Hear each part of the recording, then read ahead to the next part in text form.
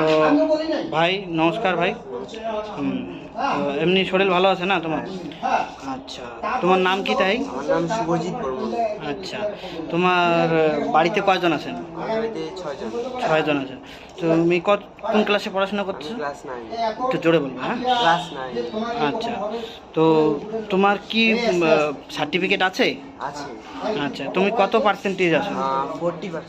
আচ্ছা, 40%, 40% আছে। তো সরকারের কাছে এখনো পর্যন্ত তুমি কি কি পাইছো?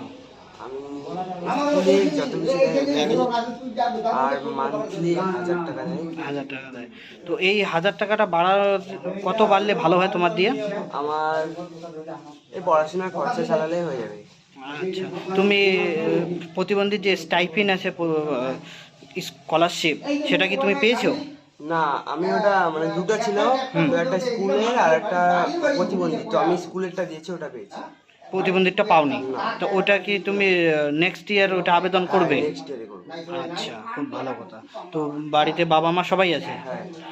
আচ্ছা, তো আমাদের যে প্রতিবন্ধী লোকগুলো আছে, হ্যাঁ, তাদের জন্য কি এমন জিনিসগুলো পাইলে সরকার বা কোম্পানির কাছে পাইলে সেগুলো ভালো হবে? ধরো বলো যে যারা হাঁটতে পারে না, ওই যে হ্যাঁ, তাদেরকে যদি একটু স্টাইপেন্ড জোরে বলো, বাড়িয়ে দেওয়া যায়। জোরে বলো, যারা হাঁটতে পারে না তাদের জন্য ওই যে ট্রাইসাইকেল, জোরে বলো।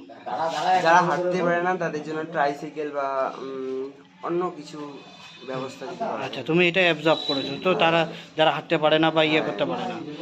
আচ্ছা,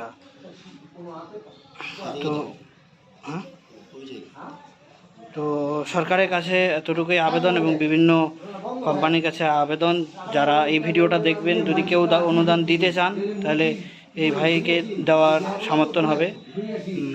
তো ধন্যবাদ।